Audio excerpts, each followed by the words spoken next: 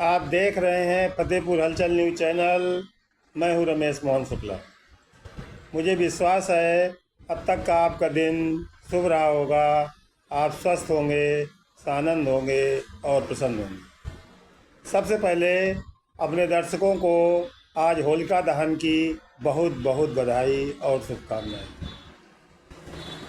परमपिता परमेश्वर से प्रार्थना है कि ये होलिका दहन का ये त्यौहार सभी देशवासियों सहित मेरे जनपद वासियों के लिए अत्यंत शुभ हो।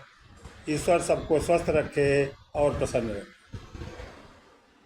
इस बुलेटिन में आज फतेहपुर के सरकारी विभागों के भ्रष्टाचार के बारे में कुछ बातें और कुछ उदाहरण। साथियों, उत्तर प्रदेश में भ्रष्टाचार का जीरो टॉलरेंस की नीति लेकर सत्ता में आई भारतीय जनता पार्टी के शासनकाल में सरकारी विभागों का भ्रष्टाचार दिनों दिन बढ़ता चला जा रहा है।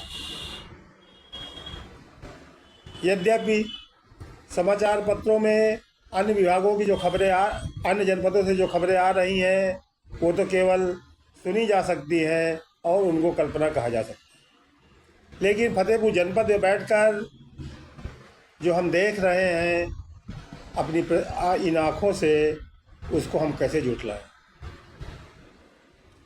कुल मिला के फतेहपुर जनपद में सरकारी विभागों में भ्रष्टाचार यहाँ का एक शिष्टाचार बन गया है।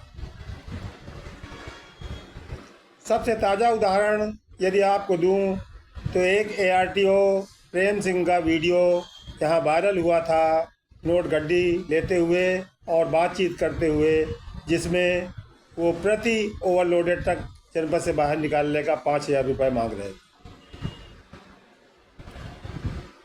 इतने दिन बीत जाने के बाद प्रशासन से जो सूचना मिली कि परिवहन आयुक्त द्वारा घटना को संज्ञान में लिया गया है और इसकी जांच की जा रही है, लेकिन सप्ताह से अधिक का समय बीत जाने के बाद भी आज तक ऐसी कोई ऑथेंटिक सूचना प्राप्त नहीं हुई जिससे ये मालूम चले कि परिवहन आयुक्त इस वीडियो पर कोई जांच भी करवा रहे हैं और इस ARTO पर कोई कार्रवाई भी करने जा रहे हैं। दूसरा उदाहरण आपको देता हूं कि कुछ दिनों पहले जनपद में विजिलेंस की टीम ने एक अध्यापक संदीप गुप्ता को 10,000 रुपये की रिश्वत लेते हुए रंगे हाथ पकड़ा। पकड़े गए अभियुक्त को तत्काल निलंबित भी कर दिया गया और जेल भी भेज दिया गया, लेकिन जो सबूत उसने दिए कि वो जिस BEO के लिए काम कर रहा था उस BEO के खिलाफ आज तक कोई कार्रवाई नहीं की गई। कल एक खबर मिली कि उसको विजयपुर ब्लॉक से हटाकर मुख्यालय संबद्ध कर दिया गया, लेकिन विभागीय अधिकारी इतने कांप रहे हैं कि उस BEO के खिलाफ निलंबन तक की कार्रवाई करने में हिचक रहे हैं। एक नया मामला जो सामने आया है, कल एक ऑडियो प्रसारित हुआ जिसकी फतेहपुर हलचल न्यूज़ चैनल न तो पुष्टि करता है और न इनकार करता है। उस ऑडियो में ये स्पष्ट पता चल रहा है कि फतेहपुर का पूर्ति विभाग किस तरह से जनपद के कोटेदारों से प्रति माह प्रति कोटेदार 5,000 रुपये की वसूली कर रहा है। उस ऑडियो में हसुआ विकासखंड के टीकर गांव के कोटेदार मेडीलाल की बात किसी प्रेम नामक व्यक्ति से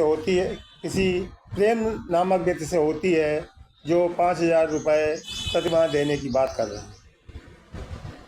ये कुछ नमूने हैं फतेहपुर जनपद में भ्रष्टाचार के जो सबके सामने हैं और उन पर अब तक कोई कार्रवाई नहीं हुई।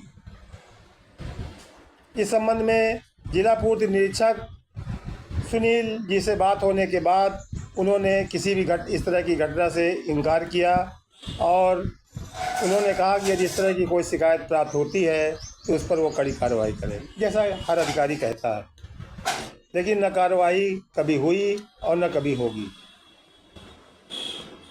साथियों, जनपद के यमुना तटवर्ती क्षेत्रों में मोरम माफियाओं द्वारा बरपाए जा रहे कहर से प्रत्येक उस क्षेत्र का निवासी परिचित भी है और भुक्तभोगी भी। स्थानीय अखबार, बड़े बड़े अखबार की खबरें लगातार छाप रहे हैं, खबरें बराबर प्रकाशित हो रही हैं, लेकिन न जिला खनिज अधिकारी के कानों में जू रेंग रही है और न उसके ऊपर कोई प्रभाव पड़ रहा।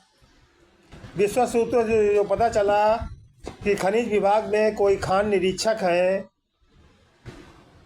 जो पूरी सेटिंग गेटिंग का खेल करते हैं और वो उत्तर प्रदेश कैबिनेट में एक कैबिनेट मंत्री के बहुत खास बताए जाते हैं।